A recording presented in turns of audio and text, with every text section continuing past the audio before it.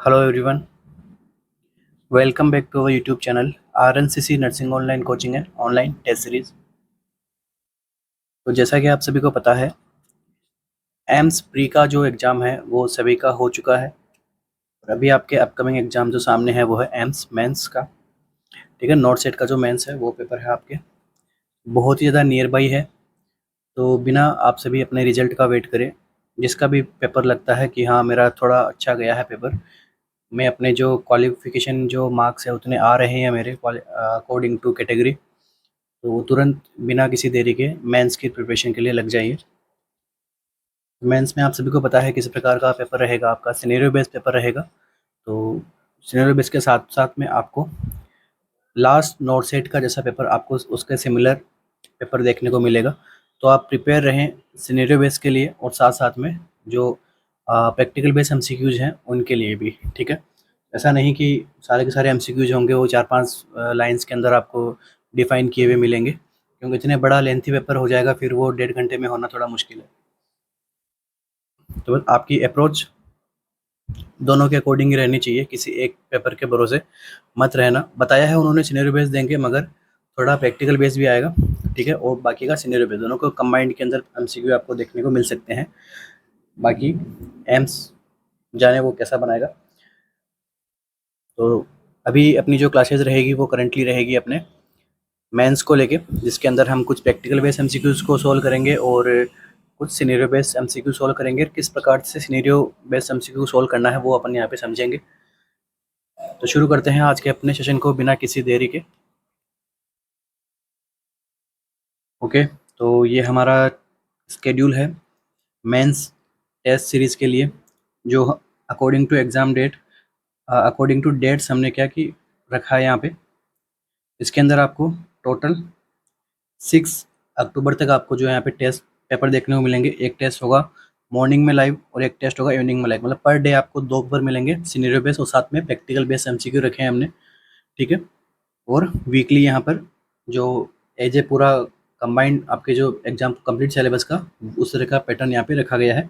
बाकी according to system wise हम यहाँ पे मॉर्निंग इवनिंग में पेपर कंडक्ट करवाएंगे और लाइव आपकी रैंकिंग वगैरह हम सभी को जैसे बताते आए हैं प्रीवियसली वैसे हम सभी आपको बता देंगे। तो शुरू करते हैं आज के अपने सेशन को।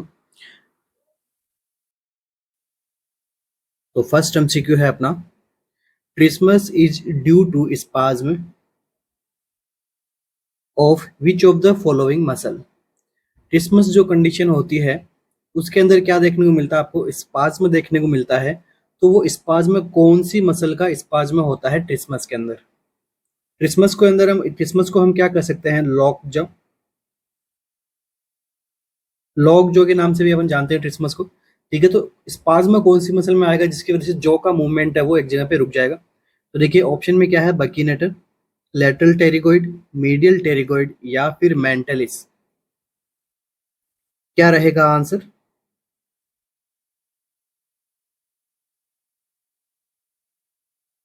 आप वीडियो को पॉज करके आंसर के सजेस्ट कर सकते हो अपने लिए।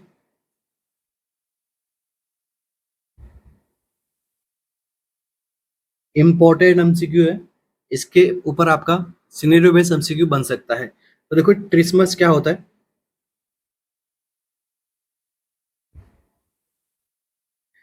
Spasm of muscle of mastication,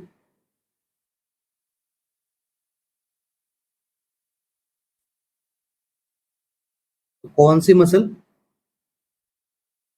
medial pterygoid muscle. तो आंसर क्या रहेगा अपना, ऑप्शन नंबर सी यहाँ पे क्या रहेगा, करेक्ट आंसर रहेगा। क्योंकि यहाँ पे क्या हो रहा है, स्पाज्म हो रहा है कौन सी मसल में, मीडियल टेरिगोइड मसल। तो ऑप्शन के अंदर आपको मीडियल टेरिगोइड मसल ना दे के एम भी दे सकता है एग्जामिनर, तो उसके लिए भी प्रिपेयर रहें। ठीक है, एब्रीवेशंस आपको हर जगह पे काम आएंगे, अगर आपको आ रहे हैं तो बहुत अच्छी बात है। नेक्स्ट यहाँ से क्या एमसीक्यू बनेगा, it is the it is also the classical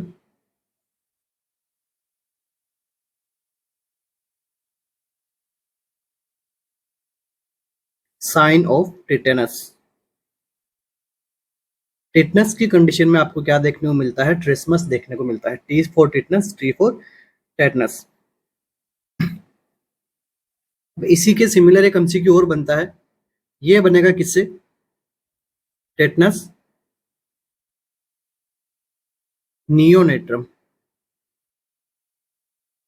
तो टिटनस नियोनेट्रम के अंदर जो इंपॉर्टेंट मसल है उसका स्पाज्म देखने को मिलता है, तो वहां पर क्या आंसर रहेगा आपका? Majestor muscle.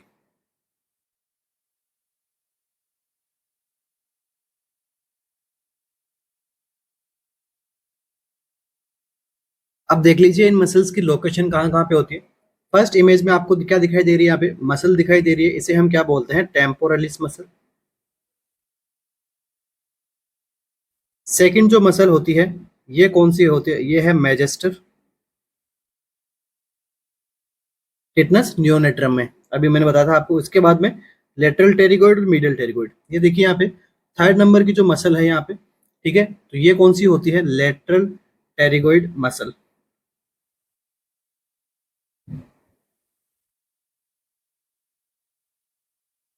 और ये कौन सी है? फोर्थ नंबर की।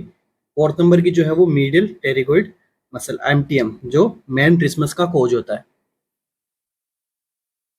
तो फर्स्ट एमसीक्यू का आंसर अपना क्या निकल गया? Option number C, medial pterygoid muscle. Further MCQ next. Winging of scapula is due to paralysis of. ठीक है, पैरालिस स्केपुला आपको इस इमेज के अंदर दिखाई दे रहा है। तो इसके अंदर क्या हो रहा है? एक स्केपुला आपको बाहर निकला हुआ दिखाई दे रहा है, उभरा हुआ दिखाई दे रहा है। तो अपन कह सकते हैं कि स्पेकुला यहाँ पे एज सबको एज ए विंग की तरह यहाँ पे बाहर निकला हुआ है। तो winging of scapula is due to paralysis of. कौन सी, क्या पैरालिसिस होने की वजह से ये देखने को मिलता है? ऑप्शन देखिए, कौन सी मसल में paralysis? Trapezius muscle, serratus anterior, latissimus dorsi, pectoralis major.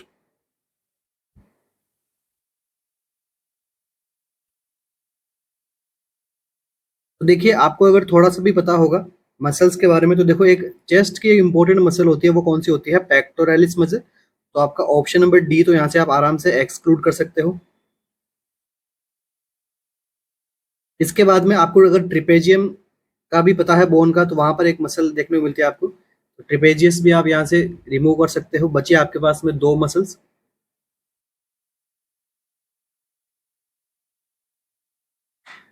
अब देखिए क्या होता है विंगिंग ऑफ स्केपुला। इसके अंदर क्या होता है? पैरालिसिस हो जाता है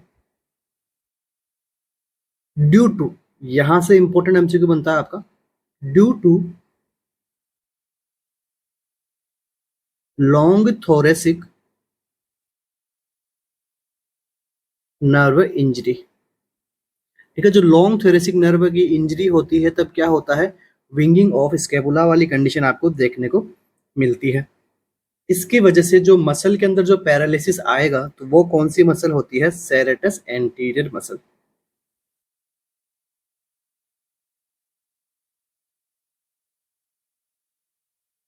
तो आंसर क्या रहेगा आपका? Option number B. ठीक है, लेटिसिमस डोर्सी यहाँ पे पैरालिसिस नहीं देखने को मिलता है, किसको देखने को मिलता है?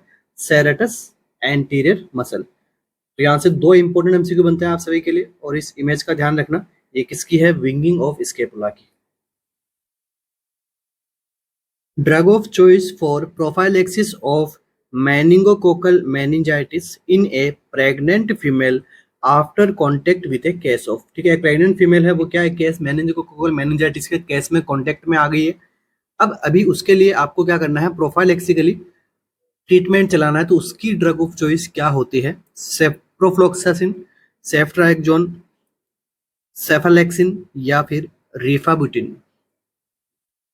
क्या रहेगा आंसर?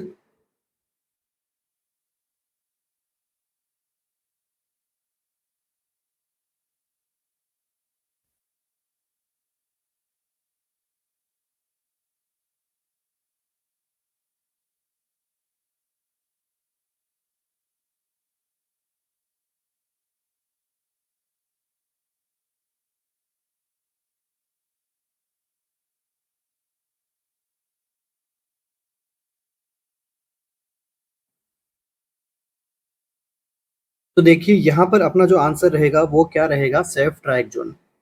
ठीक है, एक प्रेग्नेंट लेडी है जो अगर कोई केस के कॉन्टेक्ट में आती है तो उसको प्रोफाइलेक्टिकली यहाँ पे ड्रग ऑफ चॉइस क्या रहता है, सेफ्ट्रैक्सोन, यहाँ पे प्रोफाइलेक्टिकली काम में आता है। तो यहाँ पे देखिए कुछ एमसीक्यूज है इसके साथ, इसी के सराउंडिंग टॉपिक के, देख लीजिए। तो ये तो हो गया आपका सबसे पहला एमसीक्यू, प्रोफाइलेक्सिस में क्या देना है, तो सेफ्ट्रैक्सोन।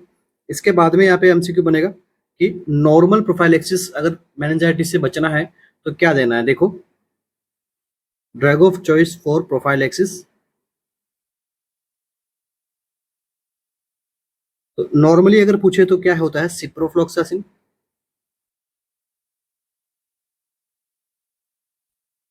और सेकंड क्या होता है, रिफाम्पिसिन। रिफाम्पिसिन को भी यहाँ पे काम में रहते हैं, मगर अपनी प्रायोरिटी क्या रहेगी, अगर एग्जाम में एमसीक्यू आपको दोनों ऑप्शन मिल गए तो क्या रहेगी प्रायोरिटी, सिप्रोफ्लॉक्सासिन को। रिफाम इसलिए अगर कुछ का डाउट रहेगा कि सर इसलिए रिफाम्पिसिन को क्यों नहीं करेक्ट मान लिया हमने यहाँ पे, इसलिए करेक्ट नहीं माना क्योंकि ये क्या कर देती है, प्लेसेंटा को क्रॉस कर सकती है। तो इसलिए हम क्या करते हैं, इसको अवॉइड करते हैं प्रेगनेंसी के अंदर, but not Contra indicated. Contra indicated नहीं होती है, मगर प्रेगनेंसी में हम इसको जरूर क्या करते हैं, अवॉइड करते हैं। इसलिए इसको इतना प्रोफाइलेक्टिकली काम में नहीं लेंगे। प्रेगनेंसी के अंदर क्या लेंगे, तो सेफ्ट्रैक्सोन एक सेफ एंटीबायोटिक की तरह काम करेगा। नेक्स्ट एमसीक्यू बनेगा यहां से, वो बनेगा drug of choice for meningococcal disease. इसकी ड्रग ऑफ चॉइस क्या रहती है, penicillin G.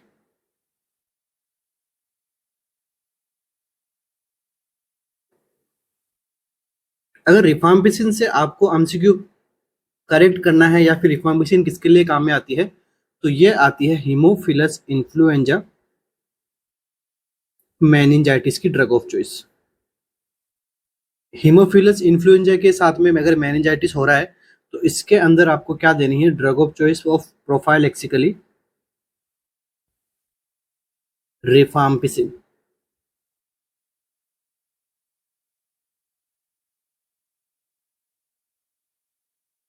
Next MCQ, purpose of adding zinc to insulin in commercial preparation for treatment of diabetes mellitus. ठीक है, देखो डायबिटीज मेलिटस होती है, उसमें अपन क्या देते हैं, इंसुलिन देते हैं, उसके साथ में मिक्स क्या आता है, जिंक भी साथ में मिक्स आता है। तो इसका पर्पज क्या है, ये आपसे पूछ लिया। ठीक है, सीनियर बेस एमसीक्यू बना सकता है एग्जामिनर इससे।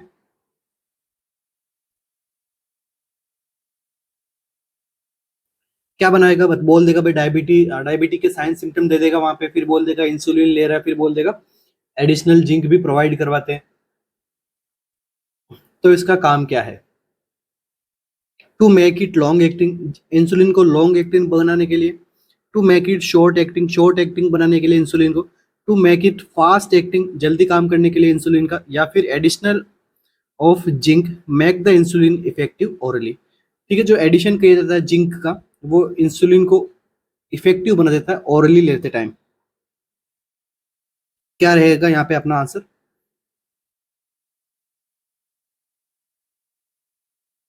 तो देखिए पर्पस क्या है जिंक का इंसुलिन के साथ में, ये आपसे पूछा गया है, इंपॉर्टेंट एमसीक्यू बन जाता है आपका।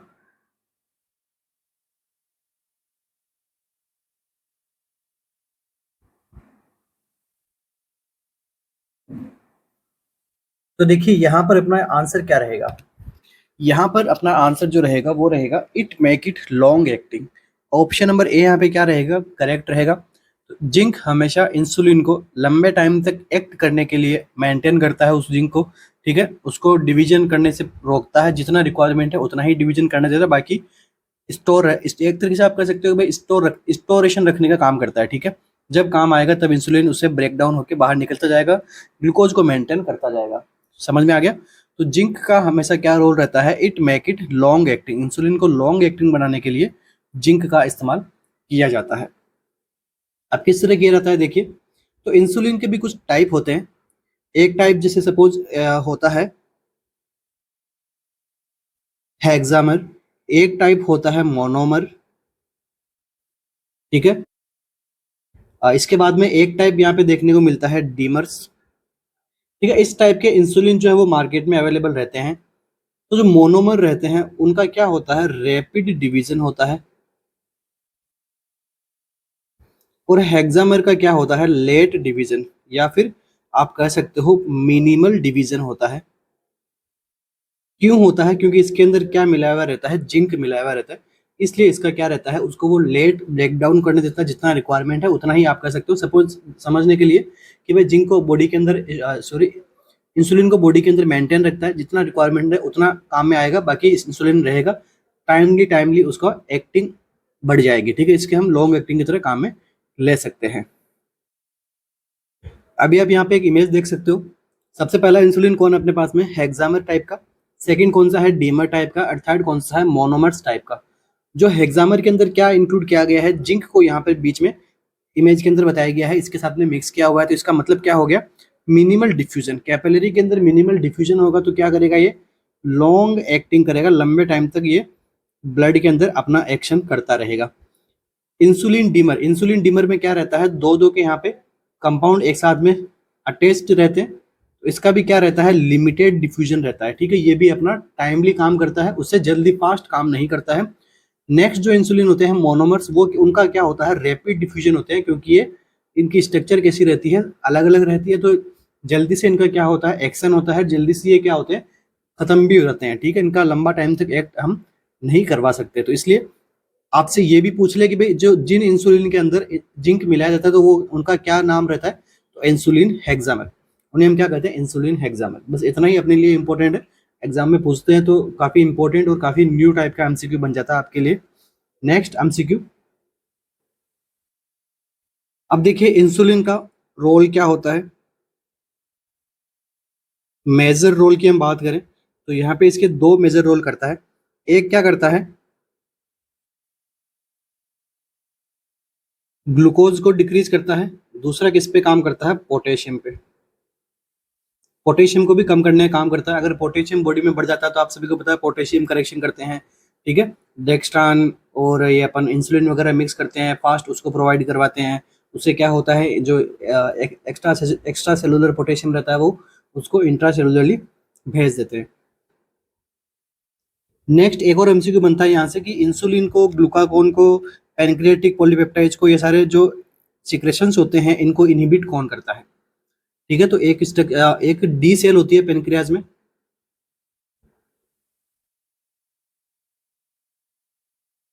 जो किसको रिलीज करती है, सोमेटोस्टेनिन को। ये क्या करता है, inhibit secretions of insulin,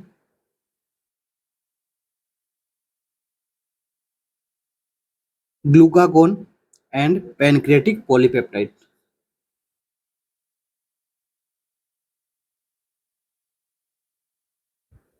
next MCQ, A 23-year-old female presented with burning pain during micturition। एक 23-year-old फीमेल है, वो किसके साथ में आई है अपने पास में, बर्निंग पेन हो रहा है मिक्चुरेशन के टाइम पे, यूरिन पास आउट करते टाइम उसको क्या हो रहा है, बर्निंग पेन हो रहा है।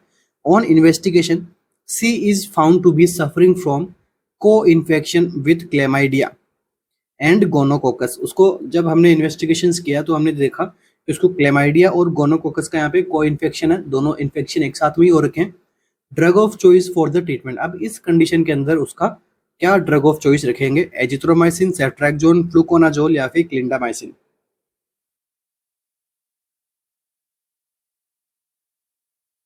क्या रहेगा अपना यहाँ पे आंसर,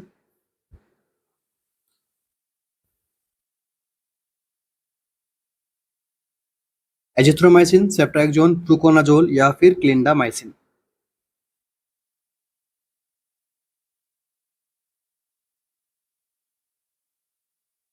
तो देखिए मोस्ट प्रोबेबली उसको जो कंडीशन हुई है फीमेल को, वो क्या हो गई है, यूरेथ्राइटिस।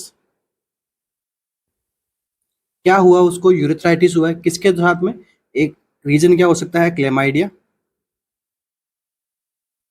और दूसरा कौन सा है, गोनोकोकस, ठीक है। इन दोनों ने क्या कोज किया, उसको यूरेथ्राइटिस कोज कर दिया। अब यहाँ पर इसका आंसर क्या रहेगा अपना, एजिथ्रोमाइसिन। आंसर क्या रहेगा अपना, एजिथ्रोमाइसिन। तो इसकी जो है वो ड्रग ऑफ चॉइस होती है एजिथ्रोमाइसिन।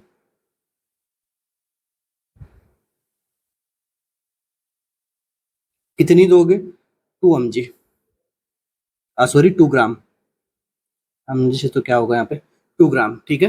2 ग्राम एजिथ्रोमाइसिन अपन यहाँ पे उसको पेशेंट को ओडी यहाँ पे प्रोवाइड करवाएंगे यूरेथ्राइटिस की कंडीशन को ट्रीट करने के लिए। इसके बाद में यहीं से नेक्स्ट एमसीक्यू जो बनता है वो बनता है अपना ड्रग ऑफ चॉइस। चलो यहीं पे बता दूं, केवल और केवल गोनोकोकस यूरेथ्राइटिस हो गया अगर हुआ हो पेशेंट को, only and only gonococcus urethritis, तो यहाँ पर इसकी जो है वो ड्रग ऑफ चॉइस वो चेंज हो जाएगी। यहाँ पर इसकी ड्रग ऑफ चॉइस क्या रह जाती है, सेफ्ट्रैक्सोन। अगर नेक्स्ट एमसीक्यू बनता है drug of choice for candidiasis,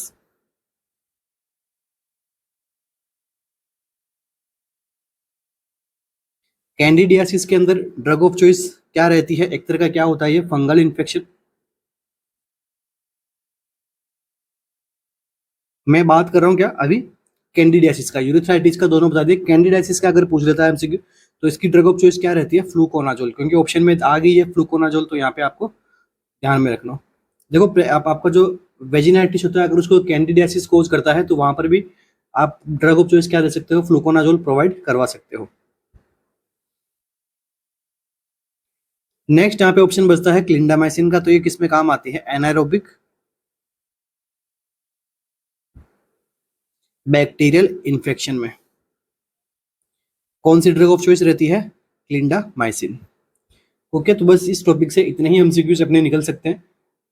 next MCQ अपना,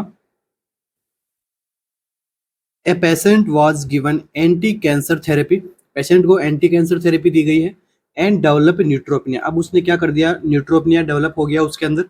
एंटी कैंसर थेरेपी के साथ में न्यूट्रोपिनिया कैसे डेवलप होगा, तो ये एंटी कैंसर थेरेपी क्या करती है, न्यू सेल को बनने से प्रिवेंट करती है, न्यू सेल को प्रिवेंट करती है। न्यू सेल कहाँ बनती है अपनी, बोन मेरो के अंदर। देखो न्यू सेल ऐसा नहीं कि भाई केवल जो टारगेट सेल है उसी के ऊपर, आपकी बॉडी की कंप्लीट न्यू सेल को इनहिबिट करती है एंटी कैंसर ड्रग। तो ऑब्वियस सी बात है बोन मेरो भी नई नई सेल्स बनाता है, ठीक है। जहां पे कैंसर हुआ वहां पर भी ग्रोथ हो रही है, तो ये जहां पर ग्रोथ हो रही है वहां तो एक्शन कर रही है, साथ साथ में बोन मेरो डिप्रेशन भी करवाती है। तो जब बोन मेरो डिप्रेशन होगा तो पेशेंट को क्या होता है, न्यूट्रोपनिया होता है। बस यहाँ तक समझ में आ गया। नेक्स्ट देखिए, which of the following drug can be use to prevent neutropenia in next cycle of chemotherapy. देखो कीमोथेरेपी साइकिल के अंदर की जाती है, ऐसा नहीं कंटिन्यू चलती है, उसकी साइकिल होती है मंथली, ठीक है, वीकली। तो तो न्यूट्रोफीनिया से प्रिवेंट करने के लिए कौन सी ड्रग को यूज में लिया जाएगा ताकि वो क्या करे, प्रिवेंट करे न्यूट्रोपनिया को नेक्स्ट साइकिल में होने से। ऑप्शंस क्या है, फिल्ग्रेस्टिज्म, प्रेडनिसोलोन, विटामिन B12 या फिर फोलिक एसिड। काफी अच्छा एमसीक्यू है ये। एक दो कॉन्सेप्ट और निकलेंगे अपने यहाँ से जो अपने को और ज्यादा नॉलेज देके जाएंगे और इम्पोर्टेंट भी रहेंगे एग्जाम के अकॉर्डिंग भी।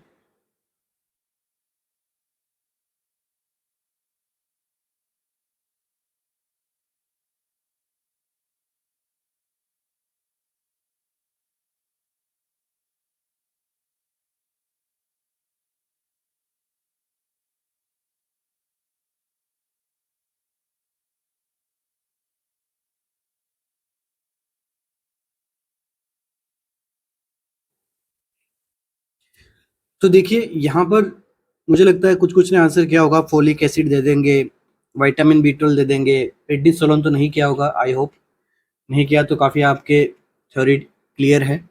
तो आंसर क्या रहेगा आपका यहाँ पे, फिल्ग्रेस्टिज्म, ठीक है। ड्रग का क्या नाम रहेगा आपका, फिल्ग्रेस्टिज्म।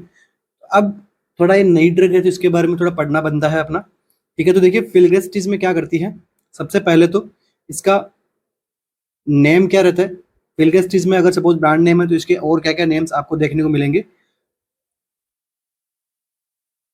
GCSF नाम से भी देखने को मिलती है आपको ये। सेकंड देखिए, ग्रेन्युलोसाइड स्टिमुलेटिंग फैक्टर होता है इसमें, ग्रेन्युलोसाइड स्टिमुलेटिंग फैक्टर की तरह काम करती है ये, ठीक है। अब देखो इसकी क्लास क्या होती है, कौन सी कैटेगरी की ड्रग है, तो देखो colony stimulating factor.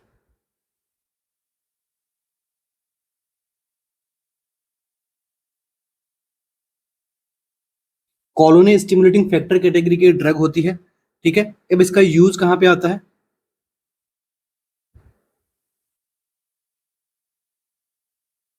Decrease incidence of infection in patient with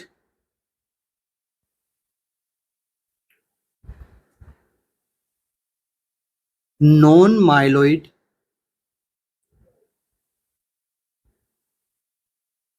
malignancy. Non myelin malignancy के अंदर क्या देखने को मिलता है? न्यूट्रोपिनिया देखने को मिलता है, फेब्राइल न्यूट्रोपिनिया।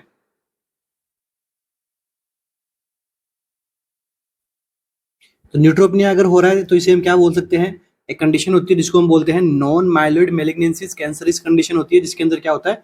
न्यूट्रोपिनिया होता है। इसी के अंदर हम क्या देते हैं? एंटी कैंसर थेरेपी देते हैं पेशेंट को। तो इस न्यूट्रोपिनिया को प्रिवेंट करवाने के लिए जो ड्रग देंगे हम, तो वो क्या होता है? फिल्ग्रेस्टिज्म।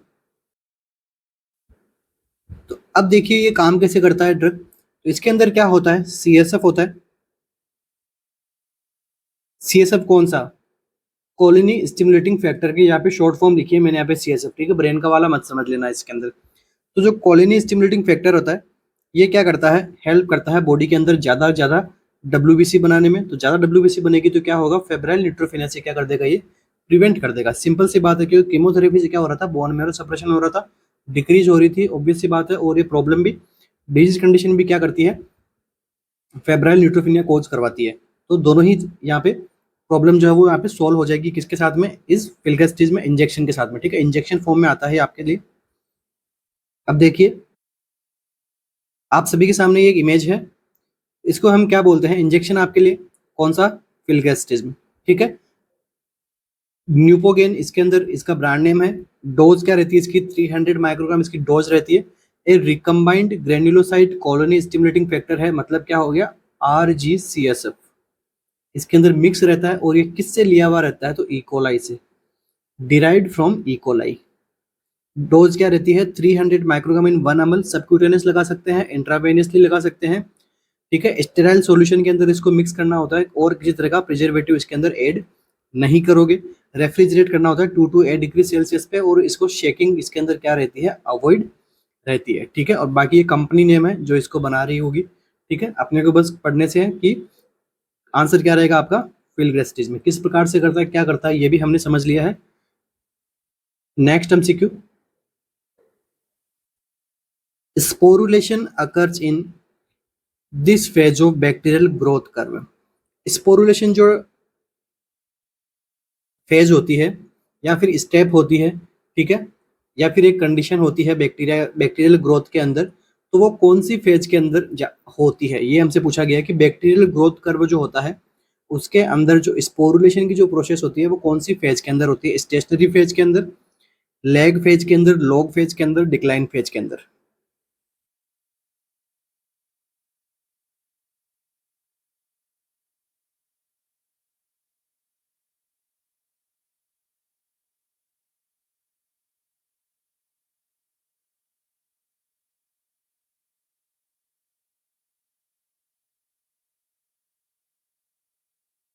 ठीक है, स्पोरुलेशन किसमें, कौन सी फेज के अंदर अकर होती है, देखने को मिलता है अपने को?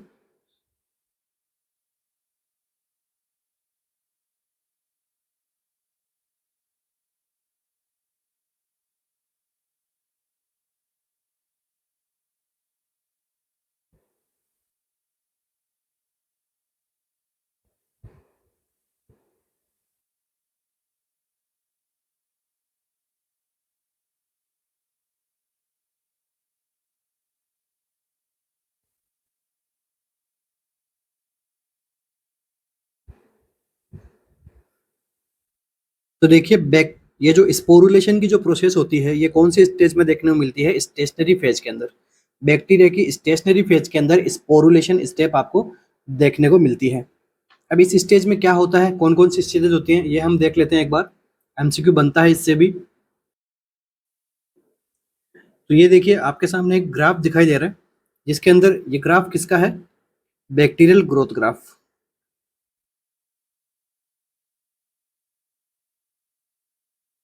ग्राफ कह लो या फिर इसको कर्व कह लो, बैक्टीरियल ग्रोथ कर्व है। ये जो आपको ड्यूरेशन दिख रहा है, ये ड्यूरेशन किसका होता है, टाइम का। और ये जो लॉन्ग एक्सिस ये किसका रहता है, ये रहता है नंबर ऑफ बैक्टीरिया।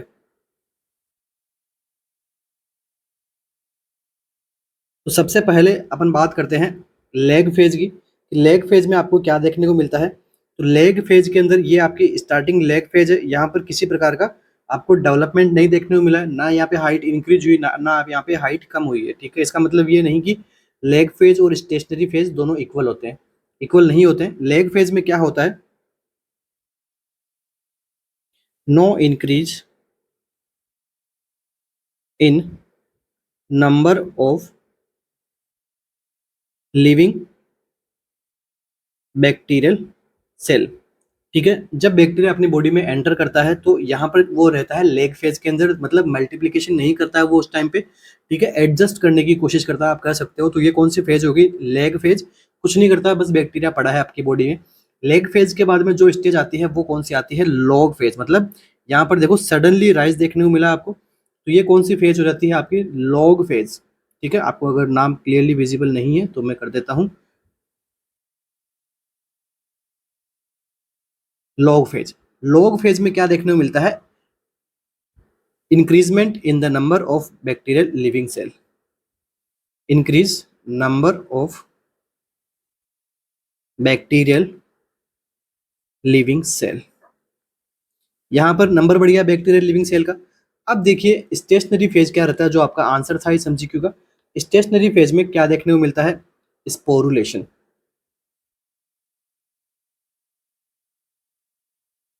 क्या होता है स्पोरुलेशन, तो ये समझ लेते हैं सबसे पहले। स्पोरुलेशन क्या होता है, एक प्रोसेस होती है। इसके अंदर होता क्या है, इसके अंदर होता है कि जो वेजिटेटिव सेल होती है,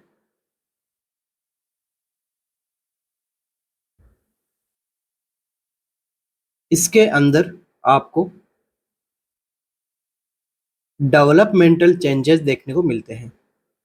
डेवलपमेंटल चेंजेस किस तरह के, तो डेवलपमेंटल चेंजेस इस तरह के कि ये सबसे पहले किस फॉर्म में रहते हैं, मेटाबॉलिक इनएक्टिव फॉर्म में। मेटाबॉलिक इनएक्टिव से किस में चेंज हो जाते हैं, ये हाईली रेसिस्टेंस एंडोस्पोर में। ठीक है, आपका एंड प्रोडक्ट यहाँ पे क्या बनता है, स्पोरेशन की प्रोसेस में एंडोस्पोर बनते हैं, जो कि क्या रहते हैं, हाईली रेसिस्टेंस रहते हैं। और ये किस में प्रोसेस हो रही है, सारी सारी प्रोसेस किस में हो रही है, स्टेशनरी फेज में। इसके अंदर क्या होता है, इसे हम क्या बोलते हैं, स्पोरुलेशन। ठीक है, तो स्टेशनरी फेज के अंदर क्या देखने को मिलता है आपको, एक इक्वल अमाउंट के अंदर आपके लिविंग सेल के अंदर स्टेटमेंट देखने को मिलता है। ठीक है, वो ना ग्रोथ करते हैं ना उनका डिक्लाइन होता है बैक्टीरिया का, मतलब बने हुए रहते हैं। जो यहाँ पे सपोज किसी इस लॉग फेज के अंदर 1000 बैक्टीरिया बने थे, तो स्टेशनरी फेज के अंदर भी कितने रहते हैं, 1000 बैक्टीरिया रहते हैं, मगर वो स्टेबल रहते हैं। तो ये बैक्टीरिया करते क्या है इस फेज के अंदर, करते ये है कि एकदम अपने को रेसिस्टेंस बना लेते हैं। ठीक है, स्ट्रॉन्ग हो जाते हैं इस फेज में बैक्टीरिया, आप कहो तो। लास्ट में क्या क्या होता है, डेथ फेज। नाम में क्या डेथ है, तो इसके अंदर क्या होता है, decrease number of living bacterial cell. तो ये हो गए यहाँ पे कंप्लीट चारों phases, log lag phase, log phase, stationary phase and death death phase. ठीक है, क्या पढ़ा हमने, माइक्रोबायोलॉजी का एक इंपॉर्टेंट टॉपिक हमने यहाँ पे डिस्कस कर लिया है। अगर इन चार फेज में से किसी भी फेज का एमसीक्यू आएगा तो आप अब आराम से आंसर कर दोगे। तो यहाँ पर अपना आंसर क्या रहेगा, स्टेशनरी फेज। नेक्स्ट एमसीक्यू,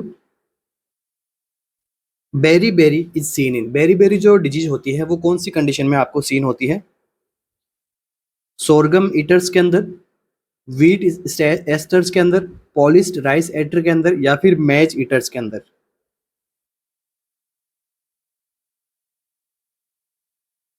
तो ये एमसीक्यू तो आई थिंक सभी को आता ही होगा, बेरी बेरी बहुत कॉमन है। ठीक है, बेरी बेरी से आपको सिनेरियो बेस्ड एमसीक्यू एग्जाम में बना के दे सकता है। इस डिजीज में जो साइन सिम्टम्स आपको देखने को मिलते हैं उनसे, तो कौन कौन से साइन सिम्टम आ सकते हैं, तो सबसे पहले देखिए किसकी डिफिशियंसी से हो सकता है बेरी बेरी, तो ये होता है विटामिन B1 की डिफिशियंसी से, तो B1 विटामिन को क्या बोलते हैं? थियामिन। ओके, सिंपल सा एमसीक्यू है, बट सिनेरियो के अंदर इसको बना सकते हैं कि भाई एक पेशेंट है जिसमें विटामिन B1 की डिफिशियंसी है, ऐसा नहीं बोलेगा कि बेरी बेरी है उसको, ठीक है, बेरी बेरी में तो आप समझ जाओगे, तो ऐसे ऐसे बोल देगा भाई विटामिन B1 की डिफिशियंसी है। अब बेरी बेरी होती किस वजह से है? तो ये होती है पॉलिश्ड राइस ईटर्स के अंदर। जो राइस ईटर्स जो राइस खाते हैं, अगर वो राइस पॉलिशिंग की हुई राइस के अंदर, तो उसमें क्या होता है, विटामिन B1 की कमी होती है और उससे क्या हो जाएगा, बेरी बेरी रोग जो हो जाता है। अब जो बेरी बेरी होती है ये अपने आप में दो टाइप की होती है, एक होती है ड्राई बेरी बेरी और एक होती है वेट बेरी बेरी। अब वेट बेरी बेरी जो होती है वो क्या रहता है, देखो ज्यादा ब्लड किस में रहता है, कार्डियक सिस्टम में, तो ब्लड कैसा रहता है, वेट रहता है, तो ये क्या अपना आंसर क्या रहेगा, कार्डियक सिस्टम को ये क्या करता है, या फिर आप कह सकते हो कार्डियोवैस्कुलर मैनिफेस्टेशन देखने को मिलते हैं, कार्डियोवैस्कुलर साइन सिम्टम्स देखने को मिलते हैं किसके अंदर, वेट बेरी बेरी के अंदर, ठीक है। अब देखो ड्राई, ड्राई से आप क्या समझोगे, ऐसा नहीं कि भाई यहाँ पे ब्लड नहीं जाता है, ड्राई में भी जाता है, ऑब्वियस सी बात है। तो ड्राई बेरी बेरी किसको अफेक्ट करता है, नर्व को, ठीक है। ड्राई बेरी बेरी किसको अफेक्ट करता है, नर्व को अफेक्ट करता है। नर्व भी कौन सी, पीएनएस, पेरिफेरल नर्वस सिस्टम और सेंट्रल नर्वस सिस्टम को। तो यहाँ पर आपका कोई किसी पर कंफ्यूजन नहीं होना चाहिए। सिनेरियो बना सकता है कि भाई उसकी पैरासिम्पैथेटिक नर्वस सिस्टम में से कोई आपको एक नर्व पकड़ के आपके सामने ला दी, बोलेंगे भाई इस नर्व के अंदर वीकनेस आ गई, ठीक है, ये नर्व सही से काम नहीं कर रही है। तो सिनेरियो में इसी प्रकार के आपके सिनेरियो बनेंगे, ठीक है। उसकी हिस्ट्री से, पेशेंट की हिस्ट्री आपको बताएंगे, फिर बाद में आपको देखना है कि डिजीज क्या है या फिर उसको प्रॉब्लम क्या है, डायग्नोसिस क्या करना है, किस प्रकार से आपको नर्सिंग मैनेजमेंट करना है, बस इसी प्रकार के एमसीक्यू आएंगे आपके। तो जिसकी थियोरेटिकल पोर्शन अच्छा है, जिसका प्रैक्टिकल अच्छा है, उसी का मेंस निकलेगा। फिर से मैं बार बार मैं यही चीज बोलते हुए जा रहा हूँ, ठीक है। तो अब थियामिन डिफिशियंसी से एक प्रॉब्लम और होती है जो किस में जाती है, एल्कोहलिज्म में। एल्कोहलिज्म करता है तो विटामिन B1 यहाँ पे क्या रहता है, कम डिक्रीज देखने को मिलेगा उसके अंदर। तो यहाँ पर जो कंडीशन डेवलप होती है उसे अपन क्या बोलते हैं, वर्निक्स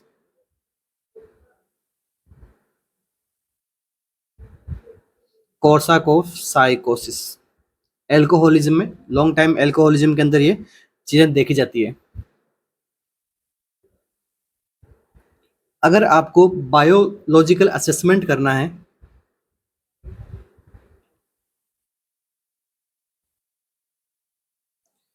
ऑफ थियामिन डिफिशियंसी का, तो आप क्या करोगे, किसके द्वारा हो सकता है ये, इरिथ्रोसाइट्स के द्वारा। और इस प्रोसेस को हम क्या बोलते हैं, ट्रांस कैटोलेज, ठीक है। ये नहीं पूछेंगे, बस इस टॉपिक में आ गया था तो मैंने आपको बता दिया, ठीक है। नेक्स्ट एमसीक्यू आपका,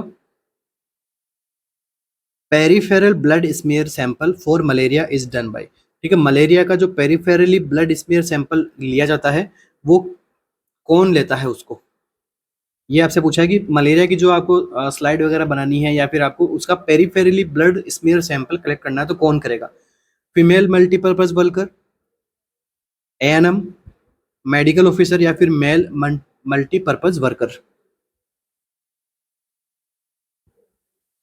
क्या रहेगा आपका आंसर, तो देखो आंसर तो क्या रहेगा आपका, मल्टीपर्पज वर्कर। ना तो एएनएम करेगी, ना ही मेडिकल ऑफिसर करेगा। मेडिकल ऑफिसर तो डॉक्टर होता है, ठीक है, तो वो यहाँ पे ये काम नहीं करता है, और एएनएम भी नहीं करेगी। तो आंसर क्या रहेगा, फीमेल या फिर मेल। तो देखो मल्टी पर्पज वर्कर, एक साइड में मैं यहाँ पे लिख देता हूँ मेल, एक साइड में लिख देता हूँ मैं यहाँ पे फीमेल। तो देखो मेल क्या करता है, मेल करता है फील्ड वर्क, और क्या करेगा, ये पेरिफेरल ब्लड स्मीयर कलेक्ट करेगा। तो आपका आंसर क्या रहेगा, ऑप्शन नंबर डी।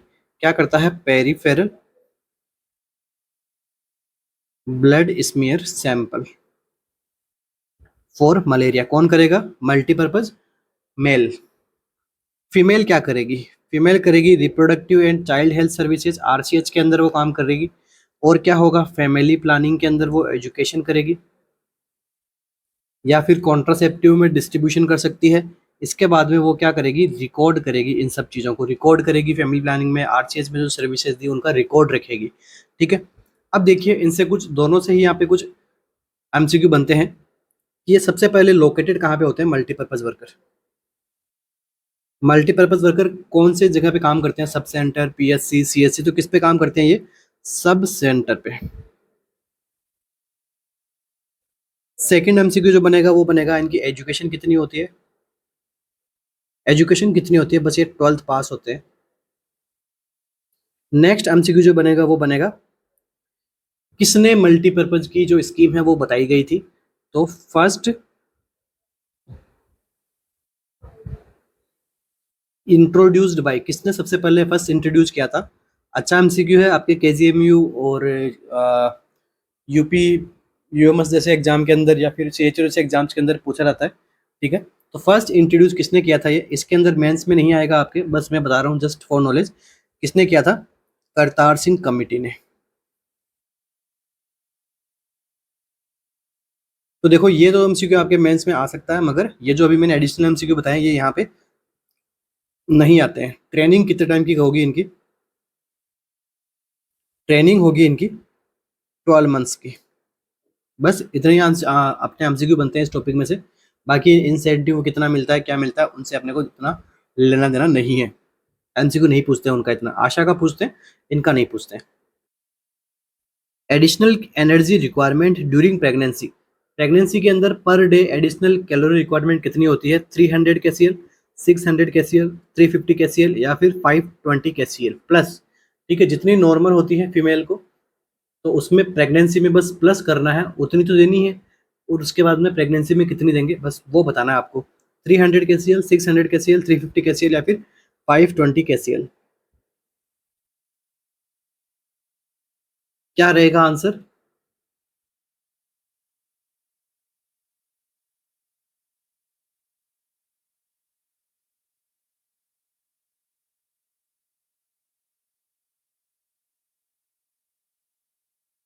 तो देखिए अगर आपसे पूछ ले सेकंड एंड थर्ड ट्राइमेस्टर के अंदर, ठीक है, इतना अगर वो डीप जाके अगर आपसे पूछ ले तो भी आप आंसर कर दोगे। सेकंड एंड थर्ड ट्राइमेस्टर के अंदर यहाँ पर कितनी प्रोवाइड कराओगे, तो ये आपका आंसर क्या बन जाता है, 350 plus KCAL। 350 kilo calorie plus में यहाँ पे उसको प्रोवाइड करवानी है कब, सेकंड एंड थर्ड ट्राइमेस्टर के अंदर, जितनी बेसिक कैलोरी होती है उनसे प्लस में। अगर वो एग्जामिनर आपसे पूछ ले कि फर्स्ट ट्राइमेस्टर के अंदर कितनी देनी है, फर्स्ट ट्राइमेस्टर के अंदर कितनी देनी होती है, प्लस 150 KCL। अब अगर एग्जामिनर आपसे पूछ ले लैक्टेशन के अंदर, तो लैक्टेशन के अंदर कितना देना होता है। अगर वो पूछ ले 0 to 6 मंथ का लैक्टेशन है, अब बताओ, तो यहाँ पर कितनी रहेगी, 600 KCL प्लस में। और अगर वो पूछ ले 6 to 12 मंथ के अंदर टाइम पीरियड आ चुका है लैक्टेशन करवाते करवाते, अभी उसका बताओ तो अभी कितना रहेगा, 520 KCL। ठीक है, तो ये चार इंपॉर्टेंट एमसीक्यू आपके एडिशनल एनर्जी रिक्वायरमेंट से। ठीक है, बस प्रेगनेंसी के अंदर आपको एक ध्यान में रखना है 350। ठीक है, 150 से आपको कंफ्यूज नहीं होना। चलो 150 को मैं यहाँ से रिमूव कर देता हूँ, कंफ्यूज हो जाओगे। ठीक है, अगर प्रेगनेंसी में सीधा सीधा पूछा आपसे तो आंसर क्या जाएगा, 350 KCL। बट अगर वो स्पेशली पूछ ले कि स्पेशली आपको फर्स्ट ट्राइमेस्टर के अंदर बताना है, तो उसमें क्या रहेगा आपका आंसर 150। तो अपना यहाँ पे आंसर क्या जाएगा, ऑप्शन नंबर सी। आ गया समझ में। नेक्स्ट एमसीक्यू,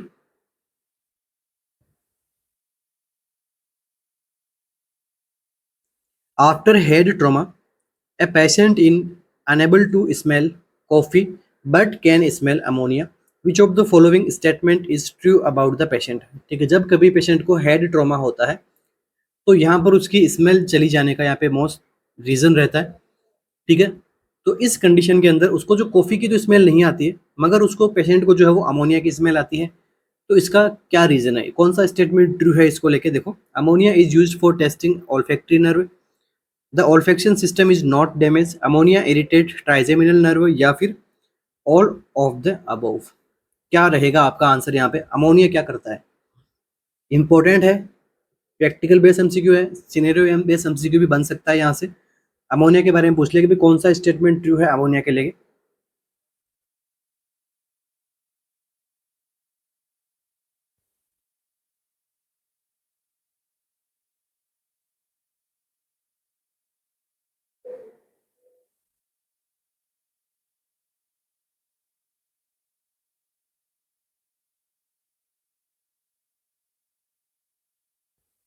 तो देखिए यहाँ पर अपना जो आंसर रहेगा वो रहेगा ऑप्शन नंबर सी।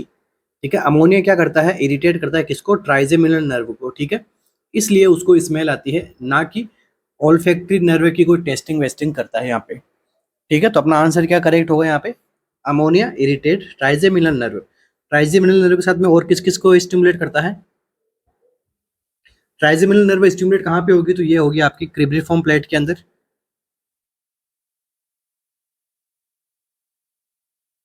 ठीक है, डायरेक्ट नेजल एयरवे से स्मेल जाएगी कहाँ पे, क्रिब्रिफॉर्म प्लेट में, और यहाँ पर क्या स्टिमुलेट हो जाएगा, ट्राइजेमिनल नर्व। ठीक है, फिफ्थ, टेंथ और नाइन्थ नर्व को ये क्या कर देता है, स्टिमुलेट कर देता है, कौन, अमोनिया, इरिटेट करता है, इसलिए उसको क्या स्मेल फील होती है अमोनिया की। तो अगर आपकी ओल्फैक्टरी नर्व डैमेज है तो फिर भी आपको अमोनिया की यहाँ पे स्मेल आपको आएगी। ठीक है, क्यों आएगी, क्या रीजन है उसका, ये आप देख सकते हो। इसका मतलब ये नहीं कि आप पेशेंट को अमोनिया सूंघाओ ताकि उसकी स्मेल आ जाए। ठीक है, कभी नहीं करना है ऐसा। एमसीक्यू बना हुआ है, पूछा हुआ भी एमसीक्यू है, तो ध्यान में रखना, ऐसा एमसीक्यू अगर फिर से बनता है तो आप उसके लिए रेडी रहिएगा। Next MCQ, 28-year-old lady who does not want to conceive, जो कंसीव नहीं करना चाहती वापस से आफ्टर अबॉर्शन। ठीक है, एक 20 ओल्ड ईयर लेडी है, G2P1 gravida 2 para 1, who does not want to conceive after abortion which is preferred mode of contraception. तो यहाँ पर उसके लिए प्रिफर्ड मोड ऑफ कॉन्ट्रासेप्शन क्या होगा,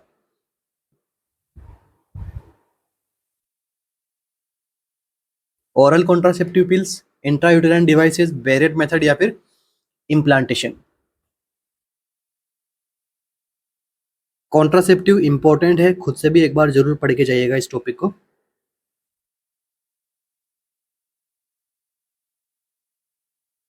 तो देखिए इस केस के अंदर जो प्रिफर्ड मोड ऑफ कॉन्ट्रासेप्शन जो रहेगा आपका, वो रहेगा आईयूडी, इंट्रा यूटेराइन डिवाइसेस।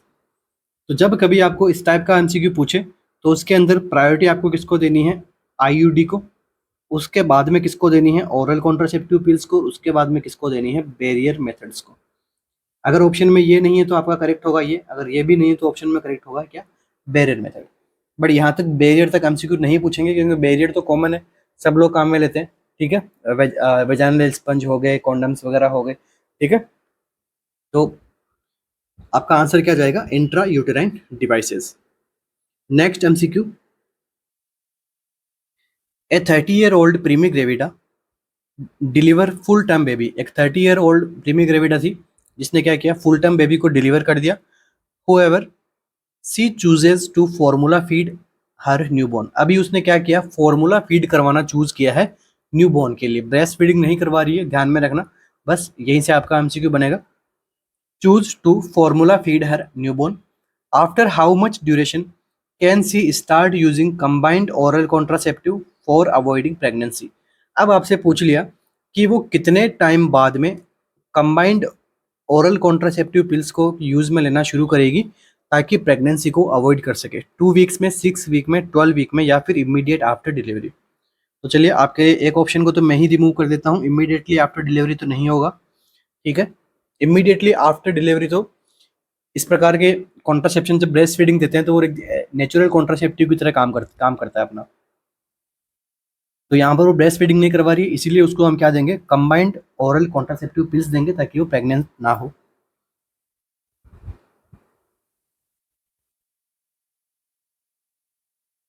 तो ये देखो, ये आपका एमसीक्यू जो बना है वो किस टॉपिक से बना है, postpartum use of combined oral contraceptive pills. सबसे पहले देखो क्या होता है, कंबाइंड ओरल कॉन्ट्रासेप्टिव पिल्स जो रहती है वो रहती है कॉन्ट्रा इंडिकेटेड किसके अंदर, ब्रेस्ट फीडिंग के अंदर। बट यहाँ पर वो ब्रेस्ट फीडिंग नहीं करवा रही है, यहाँ पर वो क्या करवा रही है, फॉर्मूला फीड करवा रही है। मैंने इसीलिए आपको बोला, मैं कहा इस पॉइंट पे आपको ध्यान देना है, फिर आपको आंसर करना है।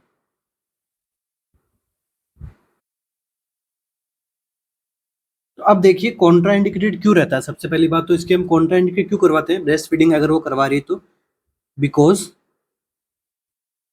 Combined oral contraceptive pills do breast milk suppression क्या करती है, ब्रेस्ट मिल्क का सप्रेशन कर देती है। इसके लिए हम क्या करते हैं, इसको अवॉइड करते हैं, ठीक है। इसलिए ब्रेस्ट फीडिंग मदर को कभी भी हम कॉन्ट्रासेप्टिव जो कंबाइंड ओरल पिल से काम में नहीं दिया जाता है।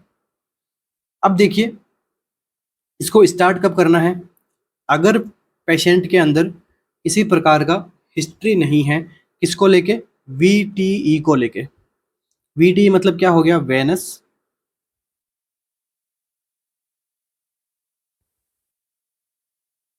थ्रोम्बोएम्बोलिज्म। तो हम कब स्टार्ट कर सकते हैं, 3 वीक्स पे, मगर नहीं करवाते हैं, ठीक है। नॉट यूज्ड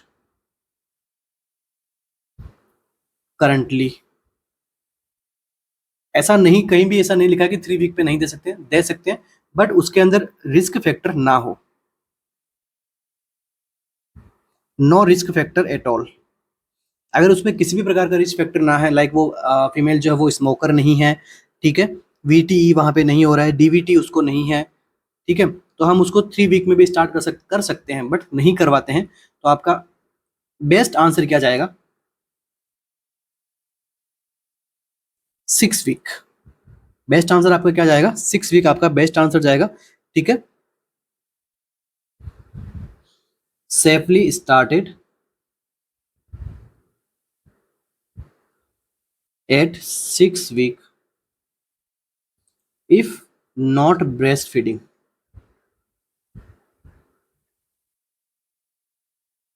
भाई ब्रेस्ट फीडिंग करेगा, एक्सक्लूसिव ब्रेस्ट फीडिंग करेगा तो 6 मंथ तक तो उसको कोई नीड ही नहीं है, क्योंकि वो नेचुरल कॉन्ट्रासेप्टिव की तरह काम कर रही है। अगर यहाँ पे वो फॉर्मूला फीड करवा रही है, मतलब ब्रेस्ट फीडिंग नहीं है, तो वो उसके लिए हम प्रोवाइड करवानी पड़ेगी 6 वीक के ऊपर, और ये बेस्ट और सेफ रहती है यहाँ पे।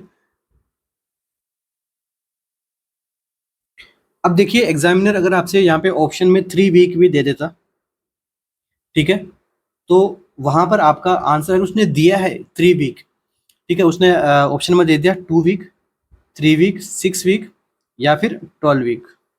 अब उसने स्पेशली 3 आंसर में दिया, तो आपका आंसर यहाँ पे क्या जाएगा, 3 आंसर जाएगा। अगर उसको किसी प्रकार की कॉम्प्लिकेशन वो नहीं बता रहा है एग्जामिनर क्वेश्चन के अंदर, तो आप किसको आंसर में करोगे, 3 वीक में करोगे। अगर वो इसी 3 वीक है ही नहीं ऑप्शन के अंदर, तो आपका आंसर क्या जाएगा, 6 वीक, जो इस एमसीक्यू का आंसर है, ठीक है। तो हम सभी ने पहले यही पढ़ा हुआ है, ठीक है, रिसेंट गाइडलाइन के अकॉर्डिंग बता रहा हूँ, सभी ने यही पढ़ा है कि 6 वीक में देते हैं। अपना आंसर सही भी है इस एमसीक्यू के अकॉर्डिंग, मगर एमसीक्यू के अंदर एम्स अगर फेरबदल करता है, तो फेरबदल कैसी, कि वो पेशेंट के अंदर किसी प्रकार का रिस्क फैक्टर नहीं होना चाहिए, ना डीवीटी का, ना वो स्मोकर हो, ना उसमें वेनस थ्रोम्बोएम्बोलिज्म से रिलेटेड कोई प्रॉब्लम हो, ठीक है, ना उसका ब्लड वेसल रिलेटेड कोई प्रॉब्लम हो। अगर वो फिट है तो हम 3 वीक से शुरू कर सकते हैं, किसमें, जो फीमेल ब्रेस्ट फीडिंग नहीं करवा रही है। बट 3 वीक इस एमसीक्यू का आंसर करेक्ट नहीं होगा, इसका क्या रहेगा, 6 वीक करेक्ट रहेगा, क्योंकि सेफ रहता है 6 वीक में। दो बातें बोल रहा हूँ मैं, कंफ्यूज नहीं होना फिर से, ठीक है। कंफ्यूज हो रहे हो तो इसको वापस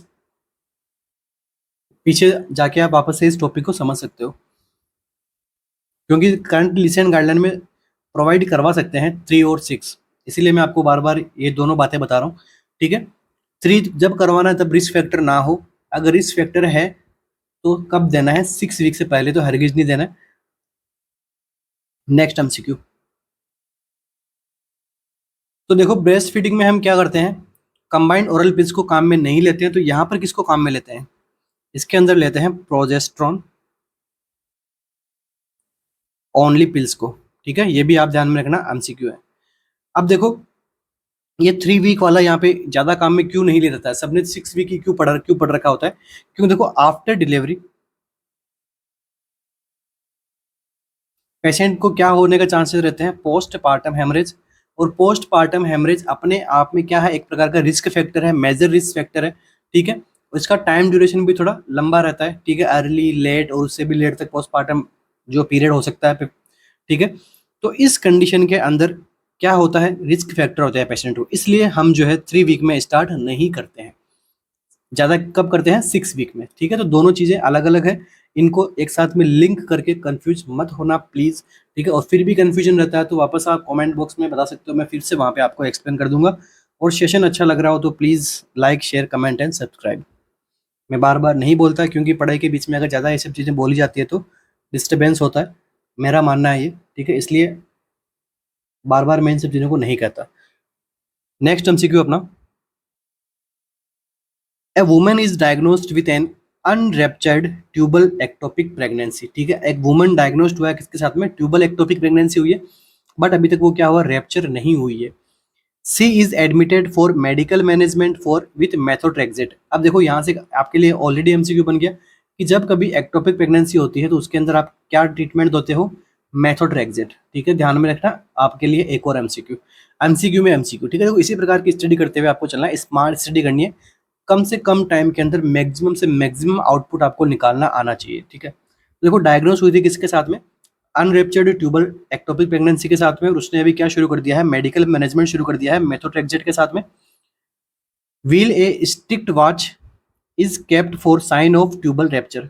अभी वो किसके अंदर है, ट्यूबल रैप्चर के साइन के अंदर स्ट्रिक्ट वॉच कर रहे हैं, अपन देख रहे हैं भाई ट्यूबल रैप्चर तो ना हुआ है, उसको हम वापस से अपन क्या कर, ट्यूबल रैप्चर होगा तो क्या होगा, शार्प नाइफ लाइक पेन होगा, फिर बाद में जो पेन होता है वो सबसाइड हो जाएगा।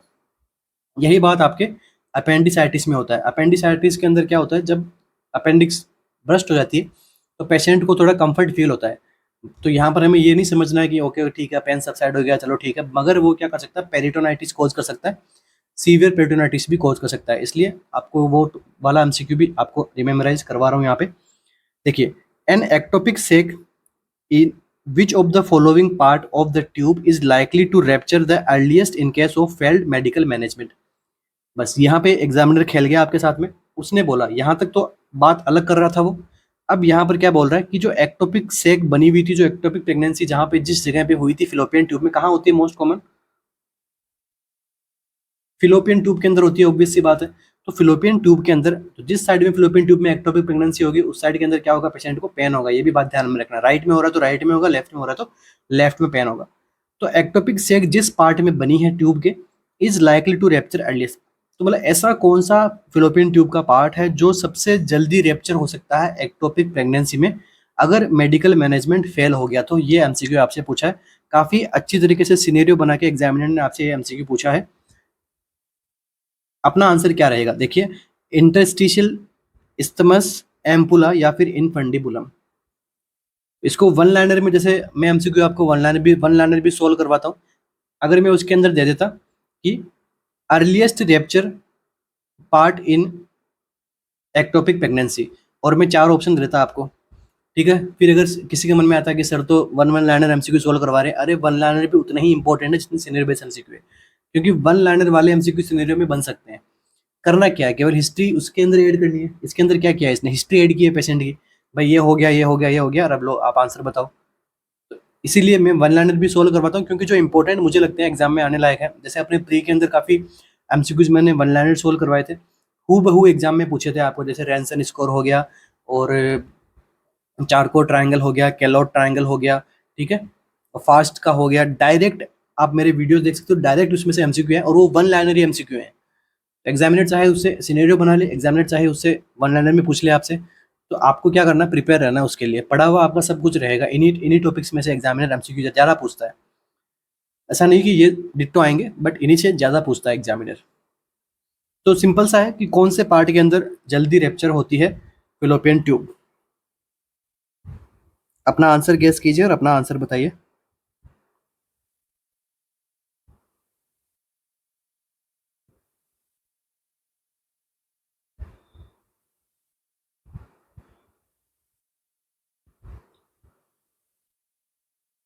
तो ये एमसीक्यू तो आई थिंक किसी का भी गलत नहीं होना चाहिए, बस अगर सिनेरियो में उलझ गए हो तो आप गलत कर दोगे।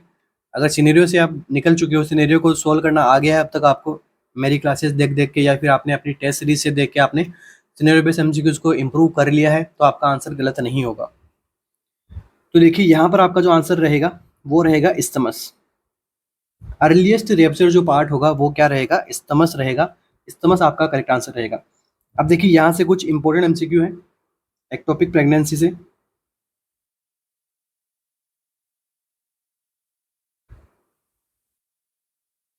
देखिए इसके अंदर क्या देखने को मिलता है आपको, अब एक्टोपिक प्रेगनेंसी के अंदर अगर एबॉर्शन, ऑब्वियस सी बात है एबॉर्शन ही करवाना है, तो कौन सा एबॉर्शन करवाओगे, ट्यूबल एबॉर्शन। सेकंड यहाँ पे देखिए मोस्ट कॉमन साइट फर्टिलाइजेशन की कौन सी होती है? एम्पुला। तो यहाँ पर भी मोस्ट कॉमन साइट क्या रहेगी इसकी? Ampulla. Second most common site, second most common site का पूछ ले एग्जामिनर। अगर पूछता तो आपसे सेकंड मोस्ट कॉमन ही पूछता, क्योंकि सब लोग पढ़ के आएंगे। तो बस मुझे क्या करना है, जो बच्चे पढ़ते हैं, जो बच्चे मेहनत करते हैं ईमानदारी से, तो उनके लिए सेकंड मोस्ट कॉमन अगर एमसीक्यू में बनाता तो मैं इसी को पूछता। ठीक है, देखिए सेकंड मोस्ट कॉमन साइट अगर है तो वो क्या है? इनफंडिबुलम।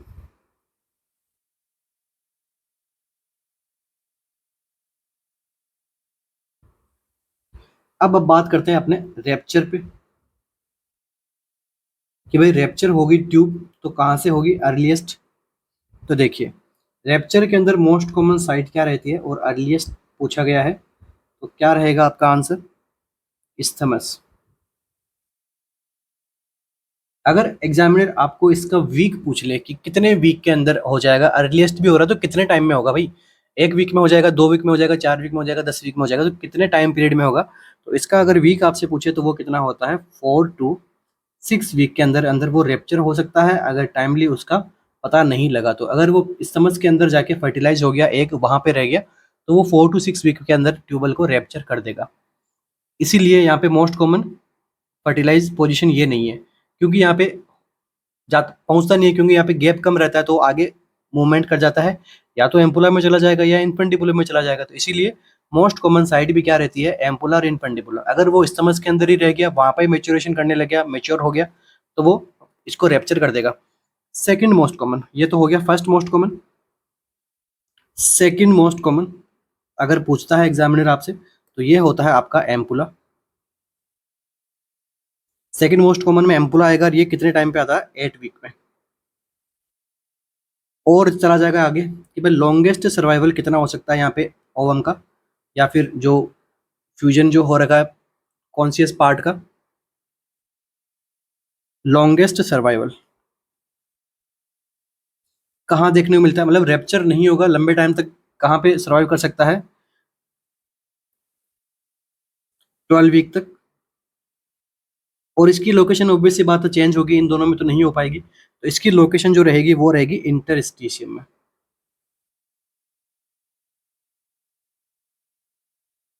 तो ये कुछ एमसीक्यूज है एक्टोपिक प्रेगनेंसी से, जो एग्जाम में आपको देखने को मिल सकते हैं। प्रैक्टिकल बेस एमसीक्यू है ये सारे के सारे। Next MCQ, which of the following infection can commonly lead to infertility? ऐसा कौन सा इन्फेक्शन है जो इनफर्टिलिटी को कॉज कर सकता है? ये लास्ट एमसीक्यू रहेगा आज के सेशन का। Which of the following infection can commonly lead to infertility? Chlamydia, trichomoniasis, candidiasis या फिर बैक्टीरियल वेजिनोसिस?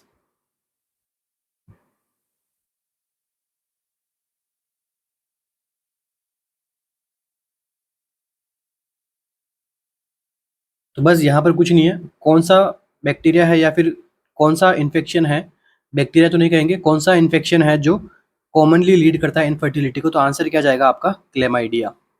ठीक है, इसी के साथ ही आज के अपने सेशन को कंप्लीट करूंगा। तो आशा करता हूँ आपको सेशन काफ़ी अच्छा लगा हो, काफ़ी इन्फॉर्मेटिव लगा हो, आपने खूब सारे न्यू एमसीक्यू देखे हों, और एग्जाम में आने वाले एमसीक्यू हैं सारे सारे आने आ सकते हैं। काफ़ी इंपॉर्टेंट टॉपिक को हमने यहाँ पे डिस्कस किया है। इनसे सिनेरियो भी बन सकता है, इनसे प्रैक्टिकल बेस्ड एमसीक्यू बन सकता है, इनसे इमेज बेस्ड भी बन सकता है। एक्टोपिक प्रेगनेंसी के अंदर आपको दे दी यहाँ पे फिलोपियन ट्यूब की इमेज बना दी, और पूछ लिया भाई सबसे ज़्यादा जल्दी रैप्चर कौन सा हो सकता है, इमेज भी बन सकती है उनसे। बस आपको पता होना चाहिए हर एक बात को। तो wish you all the best for your exams. Thank you so much. तो इसी के साथ ही आज की अपनी क्लास को कंप्लीट करेंगे। आशा करता हूँ आपको वीडियो लेक्चर्स काफ़ी अच्छा लगा हो, आपका नॉलेज खूब सारा बूस्टअप हुआ हो, और मिलते हैं अपने नेक्स्ट सेशन में, जिसके अंदर इससे भी ज़्यादा अच्छे प्रकार के एमसीक्यूज मैं लेके आऊँगा आप सभी के लिए, और इससे भी बेहतरीन टॉपिक मेरी कोशिश रहेगी कि इससे भी बेहतरीन उसको सेशन बनाया जाए, और खूब सारे एमसीक्यूज हम सोल्व करें साथ में मिलके। कुछ दिनों बाद में जब एग्ज़ाम नियर बाय रहेगा तो कोशिश करूँगा मैं लाइव क्लासेस लेने की। ठीक है, तो वहाँ पे भी अपना बेहतरीन अपना सेशन चलेगा। अगेन एक रिमाइंडर है किसके लिए? अपनी टेस्ट सीरीज के लिए। क्या रिमाइंडर है? टेस्ट सीरीज किसके लिए? केजीएमयू के लिए, क्योंकि अभी केजीएमयू के जो फॉर्म अब शुरू होने वाले हैं आपके, ठीक है, तो अब ज़्यादा देरी नहीं है, विद इन 1 वीक या 2 वीक मैक्स है, KGMU जो है वो फॉर्म आपसे भरवा लेगा, ठीक है, और एग्जाम भी बाद में जल्दी ही करवाएगा, ठीक है। तो हो सकता है नोट सेट और KGMU आपके पास पास में देखने को मिले, तो आपके लिए अच्छा है, दोनों के लिए प्रिपरेशन काम आएगी, ठीक है। और साथ में देखो KGMU का जो पेपर है वो एग्जाम पेपर किस प्रकार का होगा, 60 MCQ आपके नर्सिंग से, बाकी के 10+10+ करके आपके जो MCQ जाएंगे अदर सब्जेक्ट में से। तो अपनी जो टेस्ट सीरीज है उसके अंदर भी आपको कितने पेपर मिलेंगे, टोटल 120 टेस्ट पेपर आपको देखने को मिलेंगे अपनी टेस्ट सीरीज के अंदर। और ये सब कहाँ पे मिलेंगे आपको, हमारी ऐप के अंदर। तो आई ऐप जो है वो कहाँ पे है, प्ले स्टोर पे भी है और iOS के ऊपर भी है। तो जिनके पास में आईफोन है, ठीक है, जो अमीर लोग हैं उनके आईफोन है, तो वो iOS पे डाउनलोड कर सकते हैं, टेस्ट सीरीज दे सकते हैं अपने, ठीक है। और टेस्ट सीरीज के अंदर क्या है, ये जो 60 पेपर है अपने, सॉरी, ये जो अपना 60 एग्जाम पैटर्न है, इसके MCQ कितने बनाए गए हैं, इसके जो टोटल 50 टेस्ट बनाए गए हैं इसके एग्जाम पैटर्न के अकॉर्डिंग। और बाकी के जो रेस्ट टेस्ट पेपर है उसके अंदर क्या है, सब्जेक्ट वाइज, टॉपिक वाइज जो है वो आपको टेस्ट मिलेंगे, ठीक है। तो टोटल 120 टेस्ट पेपर है। प्राइस भी हमने इसकी एकदम अफोर्डेबल रखे थे, ठीक है, क्योंकि हम भी कभी स्टूडेंट थे, हम भी कभी पढ़ते थे, ठीक है। तो हमें पता है कि भाई स्टूडेंट जो है वो किस प्रकार से फैमिली को आपको एक टाइम बाद में जो क्या होता है कि फैमिली से भी पैसे लेना अच्छा नहीं लगता, क्योंकि वो टाइम हो चुका होता है कुछ बच्चों का, ठीक है। तो कोई बात नहीं, अफोर्डेबल रेंज है। तो बाकी कुछ भी डाउट्स वगैरह हो प्राइस से या फिर टेस्ट सीरीज से, तो नीचे आपको सपोर्टिव नंबर दे रखे हैं, तो इससे आप बात कर सकते हैं सर से। और इन आप मैसेज छोड़िए, अगर बिजी हैं तो आपको उसका रिप्लाई जरूर मिलेगा कुछ टाइम के अंदर ही। तो wish you all the best for your exams, for your preparations. Thank you so much RNCC के साथ जुड़ने के लिए। मिलते हैं अपने नेक्स्ट सेशन में। Thank you.